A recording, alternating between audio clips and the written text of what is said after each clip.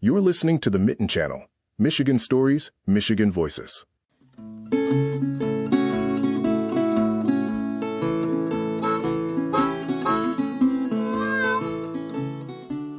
Hello, my name is Sarah James with the Mitten Channel.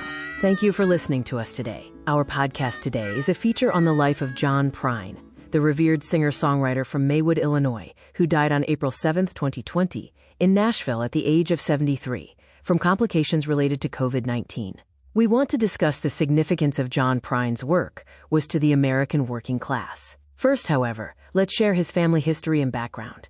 John was raised in a working-class family, with roots in western Kentucky. He went from carrying mail on suburban Chicago routes to becoming one of the most influential American songwriters of his generation. Praised by contemporaries and critics alike as a kind of Mark Twain of modern songwriting, he was celebrated for plain-spoken stories that found humor and grace in the lives of ordinary people. Over a 5-decade career, he released a string of acclaimed albums, earned multiple Grammy Awards and a Lifetime Achievement Award from the Recording Academy, and, shortly after his death, was named Honorary Poet Laureate of Illinois. For coal towns and factory towns across the Midwest and South, the news of his passing felt less like the loss of a star, and more like the loss of a familiar neighbor whose songs had been there all along. He was born into a family that had already made the classic Southern to Midwest migrant journey. His parents were natives of rural western Kentucky, from around Paradise and Muhlenberg County, who moved north to Maywood, Illinois in the 1930s to escape coal country hardship and find steadier industrial work. He was the third of 4 sons raised in Maywood, a working-class suburb west of Chicago where his father worked as a machinist and tool and die maker. Even after the move, the family went back to Kentucky often, visiting relatives near Paradise. The music, language, and stories from those trips left a lasting mark on Prine's imagination, and later became the emotional landscape of songs like Paradise. Growing up in Maywood, he absorbed both blue-collar Chicago life and the Southern culture his parents carried with them, a dual identity that let him write convincingly about factory towns, coal camps, and small-town porches alike. Thank you, Sarah, for that introduction. This is Ellis Vance, also a reporter for the Mitten Channel. We will now turn to the places where John Prine called home. That geography matters. Maywood felt, in many ways, like the northern end of the same migrant road that carried Kentucky and Tennessee families into Flint, Detroit, Lansing, and Toledo. The same people who left Muhlenberg County and neighboring hollers for industrial suburbs around Chicago also sent cousins and siblings along Dixie Highway and US 25/M54 into Michigan's Auto Belt, chasing a union wage at GM, Ford, and Chrysler. Prine's family story sits squarely inside that stream, which is why his songs sound at home in both coal country and in the driveways and porches of factory neighborhoods hundreds of miles north. From the beginning, Prine's writing did more than entertain. His songs told the history of this migration and the people who lived it, people whose story rarely appeared in official histories. One of his most enduring pieces, Paradise, looks back toward his parents' world in western Kentucky.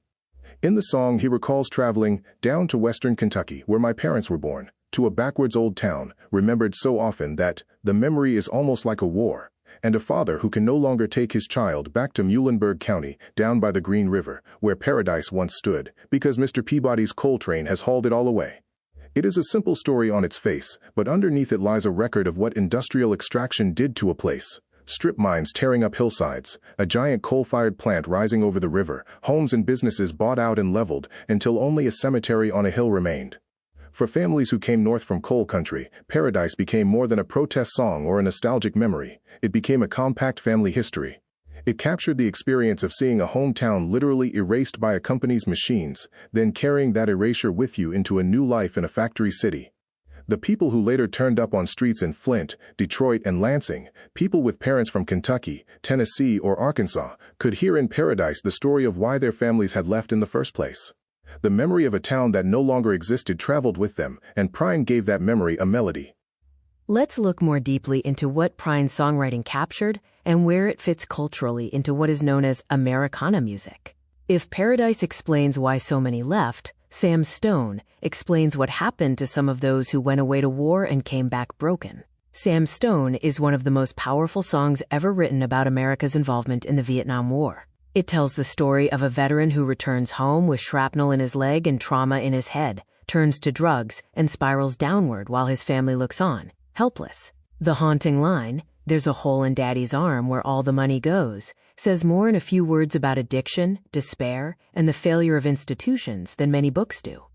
It is not just about one man. It is about a whole class of young men, many from working-class families in coal towns and factory neighborhoods, who were sent to fight and then returned to communities that did not have the tools to help them.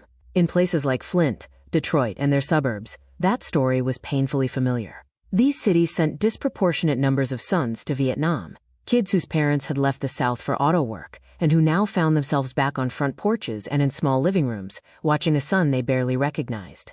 Prine's veteran is not an abstraction. He is the guy from the block, or the cousin who used to work second shift at the plant before he enlisted.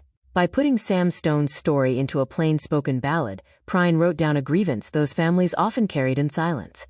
They had done what was asked of them, left home for work, sent their children to war, and the country had not kept its end of the bargain. Where Sam Stone looks at the cost of war, Hello in There turns its attention to the elders left behind. It is a quiet song about aging and loneliness that needs no anger, just a gentle question. Hello in there, hello. The verses describe an older couple whose children have moved away, whose friends have died, whose days are filled with small routines and long silences. The chorus is a simple plea not to walk past them as if they were invisible. The power of the song is that it never raises its voice. It simply insists that there is still a person in there, behind the wrinkles and the empty porch. Now back to Ellis to discuss the linkages and values brought by Southern migrants to places like Michigan from Kentucky. Listeners from both the South and the industrial North recognize those elders. In Kentucky and Tennessee, grandparents gathered on front porches to watch the road, sip iced tea, and talk with neighbors. In Flint, Detroit, and other factory towns, similar scenes unfolded on small front steps and in tiny yards next to chain-link fences and smokestacks. The older generation had never expected to live in the North, much less in the shadow of auto plants. But there they were, rocking in chairs as the traffic went by. Hello in There captures their loneliness and their quiet dignity, the sense of having uprooted themselves only to end up in a place that was never quite meant to be home. Prine's songs did not only describe hardship, they also revealed a moral code, a way his people understood loyalty, patriotism, and duty to one another. Grandpa Was a Carpenter is a deceptively simple song about a man who hammered nails and planks and voted for Eisenhower 'cause Lincoln won the war. In a few lines, it sketches a whole worldview. Here is a man whose identity is bound up with his work, who sees his political choices through the lens of history handed down in family stories, and who takes for granted that you honor the country that, in his view, saved the Union. It is not a policy statement. It is a picture of how a certain kind of working-class patriotism feels from the inside.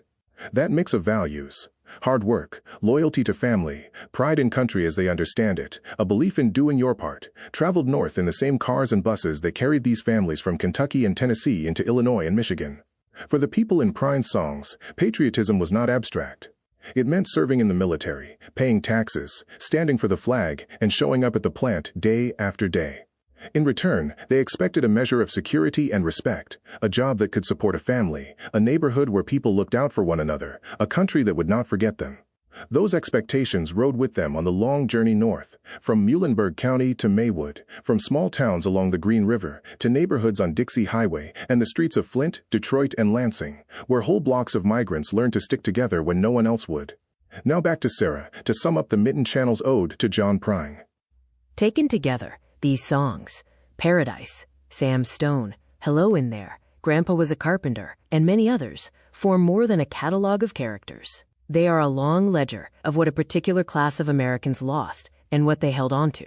They lost towns erased by strip mining and power plants, sons damaged by war, elderly people marooned in places they never meant to die, and a sense of trust that the institutions above them would keep their promises. They held on to a stubborn code: work hard, stand by your people, honor your history, and try to be decent in a world that often is not. Prine's genius was to write that history and that code in a language so plain that anyone could sing along with it, and, in singing, recognize themselves.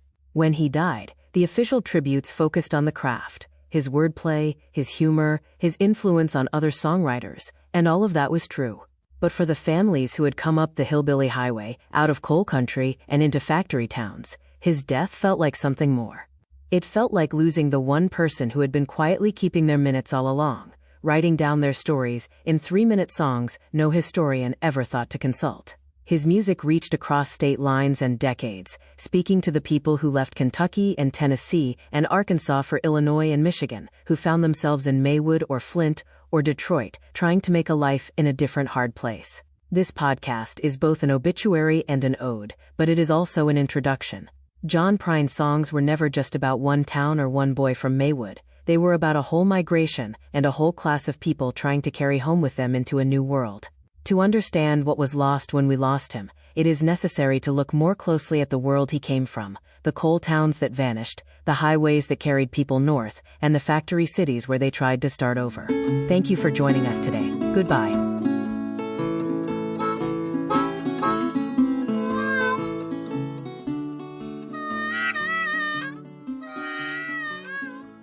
You're listening to the Mitten Channel, Michigan Stories, Michigan Voices.